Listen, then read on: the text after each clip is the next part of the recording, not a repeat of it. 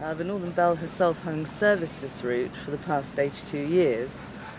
She operates all year round on this now well-known route, which is much loved and enjoyed by everyone who travels on the vessel. It's always fun when there's a bit of wind or, interesting tides, but it's not so fun in the wet and the cold, but, you've got to take the rough with the smooth. Well, working on a ferry is an early start and a late finish, but we provide a reasonable service between Devon and Cornwall.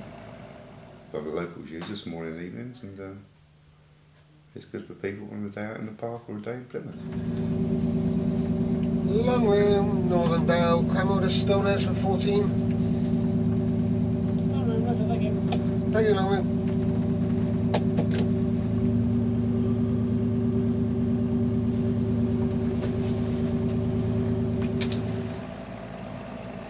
We believe her to be the breadwinner because she's an all year round operation.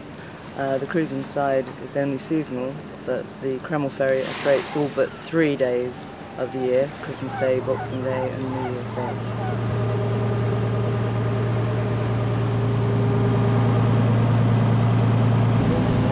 You got to remember the boat was built back in 1926. I mean, she was built for the job. She's been here for that many years. Everything's been built around this boat, and she is just such a fantastic boat to operate on the service. Just seems to be designed for the job, with a nice engine, it doesn't let us down, and a large rudder which turns pretty good, and there's plenty of manoeuvrability.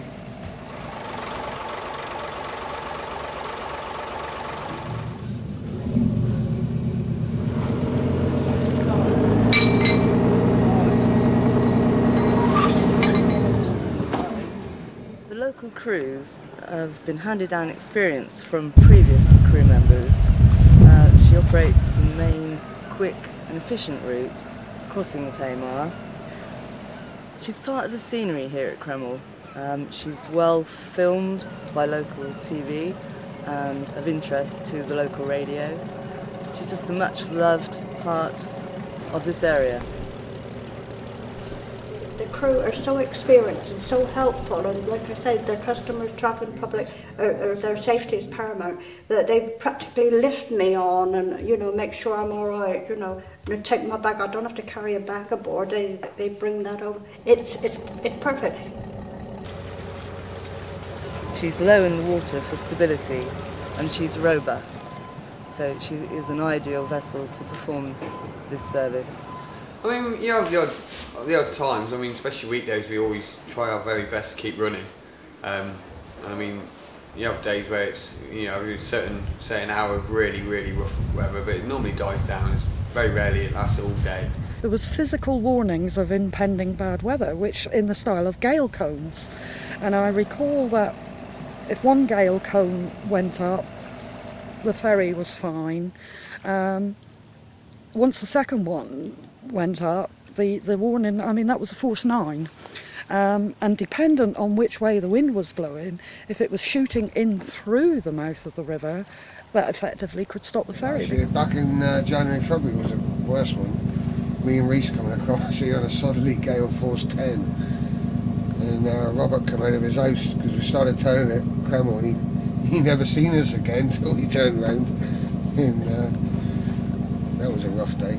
In rough weather, they used to wear their yellow oilskins and sou'westers and wellies, and that still happens. The waves used to come up over the bow, and everybody used to get soaked. Very often, by now, with the weather being at that pitch, the Toll Point ferry would have stopped because it's only on chains and various reasons, because of the warships and that going back, they wouldn't have it. So they'd have to send for the Northern Belle, because that could go out in any weather, and it was the only boat at that time they felt was capable of going out past the breakwater even, into the proper sea. I think it was one Sunday morning, was coming down the lake, and the waves was breaking over the bow of the boat before we got to Cremel, and we ran all day. We used to have to wait around, often sat in another boat, waiting for the Northern Belle to turn up. And the best driver they had, and the only one who was experienced enough in bad weather, was John O'Knight. He really was what I would call one of the extraordinary skippers. He would go out of his way to help people. There was a lady that used to take the ferry on a regular basis, and I remember she arrived at Kreml one day, and John wasn't on the ferry, and it was a bit choppy, a bit rough, and she actually turned round and went home again because she felt she couldn't make that crossing unless Johnny Knight was at the helm. And they'd say, oh, they give a clap and a cheer when old Johnny turned up with the old Northern, like they know he's a I can tell you of one very rough night after the war, when a lifeboat broke adrift from Ashford's moorings. We rushed off with Captain Johnny Knight. I don't know how many, 2 or 3 of us, and the boat had got almost touching the victualling yard wall. When we were able to clamber aboard, goodness knows how we did it, but we did. Luckily, she didn't touch the wall. There was such a backwash of tide Kept her off the wall, didn't it? that it just kept the lifeboat away from hitting the wall. I only ever recall crossing once and feeling frightened, and that was when the boat was really rolling, and I looked at the window and saw the river lapping the gunnels, and we were side on, and I remember thinking to myself, no, it's all right because John's in the wheelhouse. Because once you got aboard the Northern Belle, which was a different feel than any of their other boats in the fleet, was the fact you felt quite safe, which sometimes you didn't. It felt solid, and you just felt, oh, I'm all right now, you know. It was a steamboat with a very big engine room, and you had to walk down the side of it to the cabin at the back. Back? Stern. The skipper stood up in the bow with a big steering wheel, and as far as I can remember, we used to get on slightly further back, not as you do now, but slightly further back on a big long, very springy gangplank with no handrail.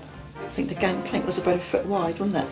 There was only access into the cabin from one side, and that was quite a narrow passageway with seats along, and then at the stern there was an area of seating.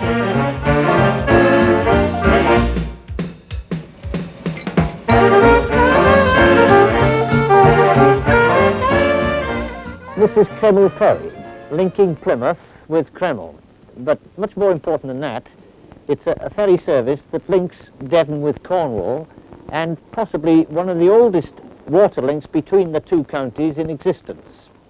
I make this point because I remember seeing the boats up in the yard when they were being converted. They were fitted with Kelvin engines in the first instance, which was subsequently changed for gardeners. But I mean, they were completely gutted out, weren't they? And well, obviously, because there's lots of alterations now to what they were.